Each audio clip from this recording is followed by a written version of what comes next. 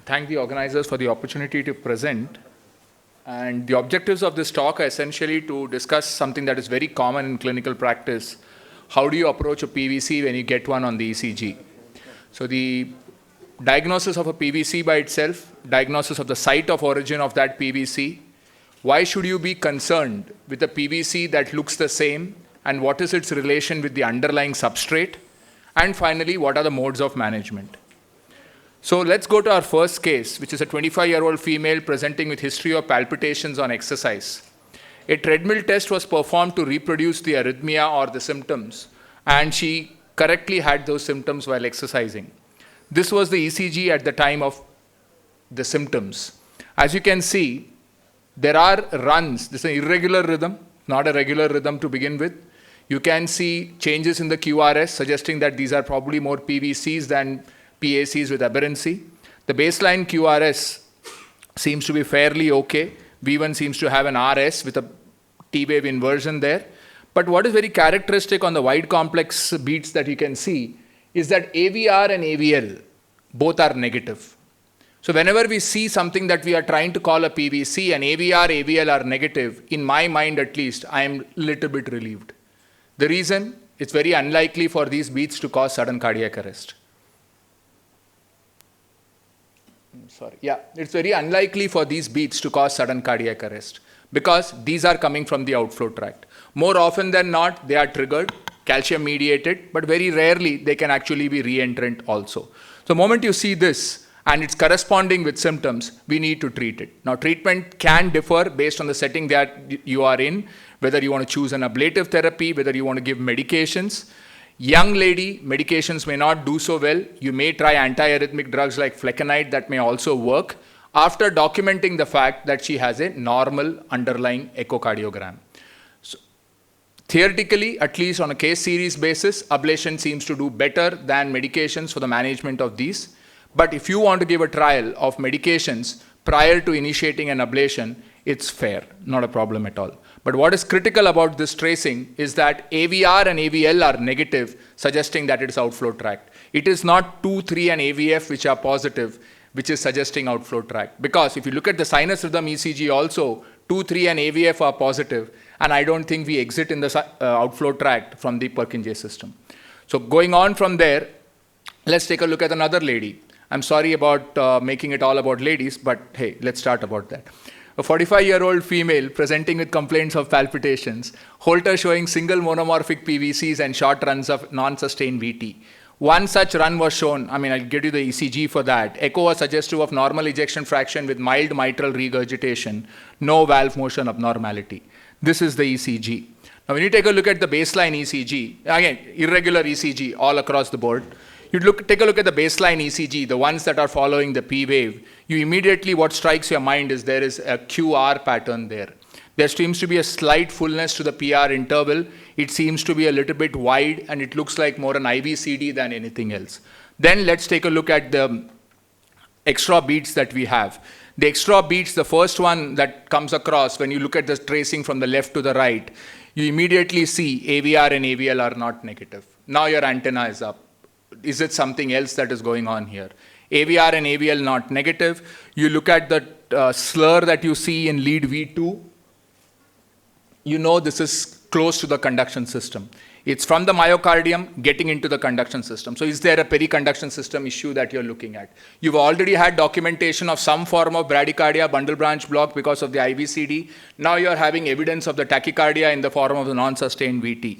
Again, take a look at the beats on the further right, the non-sustained VT beat that you can see. And if you look at V6, there seems to be slight variation in the way those beats are. They don't exactly look the same. Again, telling you maybe this is originating pretty close to the conduction system, or there is easy access to the conduction system that exists there. Now, as by evidence of work that has been done extensively in the city of Hyderabad, you have evidence of bradycardia, you have evidence of tachycardia, you have evidence of probable involvement of the conduction system. You're always worried about some basal septal involvement. Again, inflammatory probably, get a CT chest done, you get bilateral hilar and pulmonary calcified granulomas which are detected, focal enhancements can actually be seen, and this is essentially what you're looking at as inflammatory cardiomyopathy. So, looking at the substrate, when you have a tracing of PVC and trying to correlate the origin of that particular PVC with the underlying substrate, is what gives you the clue. Otherwise, these can always be sent away home on beta blockers and not really worried. Patient may actually come back with more dilated cardiomyopathy than with anything else. Going on from there, and hooray to males, a 45-year-old male pre-op presenting for a herniorrhaphy referred for evaluation of the ECG. Asymptomatic on his day-to-day activities, does not have any comorbidities, physical examination is unremarkable. This is the ECG. Again, pretty standard. Baseline ECG looks to be okay, PQRST, narrow complex. Take a look at the wider complex PVCs, wider complex beats, AVR and AVL are negative. The moment I say AVR, AVL negative, we are very happy, right? Because it's outflow tract. But what do you do about this? Do you give fitness or don't you give fitness? You do a Holter and there are 45% PVC burden that you see. And now you're in two minds. Ejection fraction is normal. LV dimensions are normal. Is this patient is this patient allowed to undergo a surgery if required? Here is the point about outflow tract PVCs. A lot of people have them. If they are asymptomatic or without any structural abnormality, let's not do anything about it. Let's just say, thank you very much, come back in 6 months, let's keep monitoring you. Most of them, the natural history is they'll die down in 3 to 6 months. If they are still present at that point of time, but they are asymptomatic, there is nothing that really needs to be done, especially if there is the absence of non-sustained VT on the Holter. There is a score called the ABC VT score, which decides the potential possibility of heart failure at 3.3 years after a high burden PVC Holter. And calculating that score might also help. The reproducibility of that score has been documented in those studies. It's a very useful score to use. But for the majority, if there is no symptom and the patient has outflow tract PVCs, irrespective of the burden, if the LV ejection fraction is normal and there is no dilation, close follow-up is good enough. Let's go back to males. 50-year-old male presenting with NYHA class 2 dyspnea, physical examination showing soft S1, narrow split S2, S3, and a systolic murmur of mitral regurgitation. Echo shows a dilated left ventricle with preserved wall thickness, dilated left atrium, ejection fraction of 35%, moderate mitral regurgitation, Holter showing 30% burden of monomorphic PVCs. Same ECG. Now is when you want to actually start treating these patients. Now is when you want to probably start ablating them or you want to give them medications. Once we have the documentation of PVC-induced cardiomyopathy, or there is a tendency towards it by looking at either a closely coupled PVC, varying coupling intervals, suggesting that there is probably a reentrant mechanism to these PVCs. When you have monomorphic outflow tract PVCs, that is when you think that you may end up in PVC-induced cardiomyopathy. Simply ablating every high-burden PVC for the sake of ablating them is probably not the source, especially when they are asymptomatic. Again, RFA seems to be better as compared to medications. They're better tolerated. In the setting of heart failure, it's not an option to wait for 3 to 6 months. You probably need to ablate him immediately. Back, 50-year-old male, NYHA class 3, ambulatory NYHA class 4, occasionally. Physical examination shows soft S1, narrow split S2, S3, systolic murmur of mitral regurgitation, post CRTD 4 years ago, and now is suddenly non-responsive. Device interrogation shows percentage pacing is only 89%. Do a Holter, you see 11% PVC burden. Patient is on optimal medical therapy, titrated to their particular tolerability of doses. And you take a look at the ECG, you can actually see that there are PVCs in between.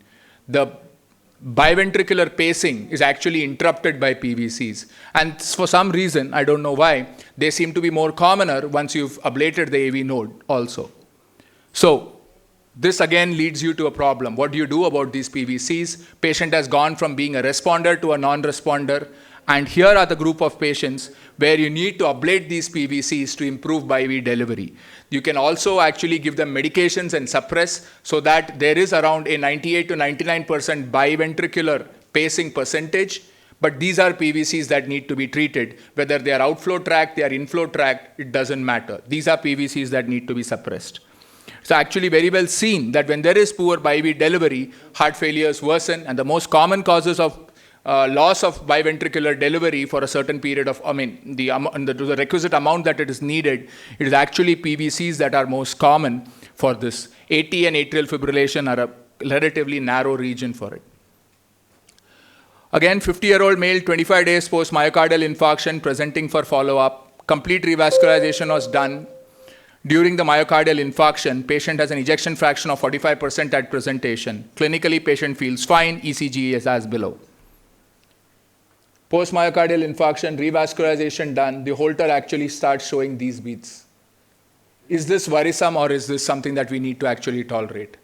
It's probably wide. If you compare to the baseline ECG, these are wider beats, suggest to a possible, the way they start and stop, it suggests probably of an automatic origin, probably an AIVR going in for a period of time. Again, hands off, patient is doing fine, doesn't really need any treatment, unless there seems to be a persistence of these beats leading to a further deterioration of ejection fraction from 45%. A 35-year-old male presenting for physical examination, ECG has attached below 9% monomorphic PVCs, and this is the ECG. What is striking about this ECG is lead V1. There is a right bundle branch block morphology, and there is the fractionation that you can see towards the terminal part of the QRS, the fragmented ECG. Associated with that, you have these PVCs that are occasionally seen. Now again, the ECG is abnormal, and you have PVCs. Now you are worried about structural abnormalities. Get an MRI done, and it documents the ARVC that is present in this patient. A similar PVC with an absolutely normal ejection fraction and perhaps just a mild fractionation in the middle of the QRS would also prompt this MRI for us to be worried as to, is there something wrong?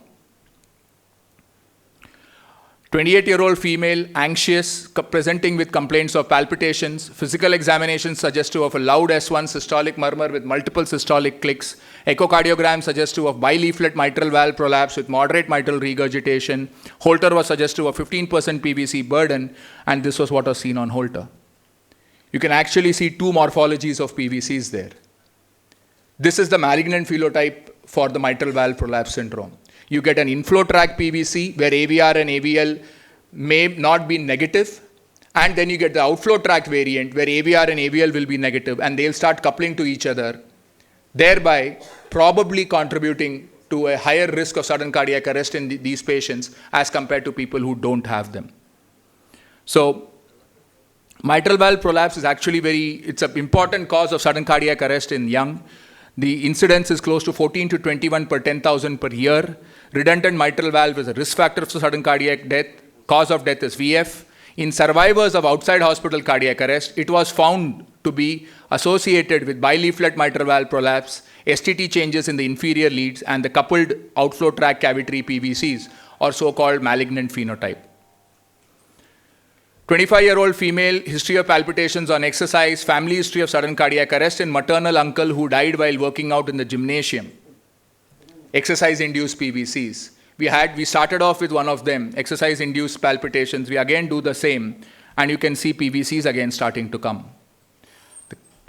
Again, the variety on these PVCs this is the exercise, so you don't really get it very well, but you can very clearly see that there are probably two morphologies of PVCs that are seen.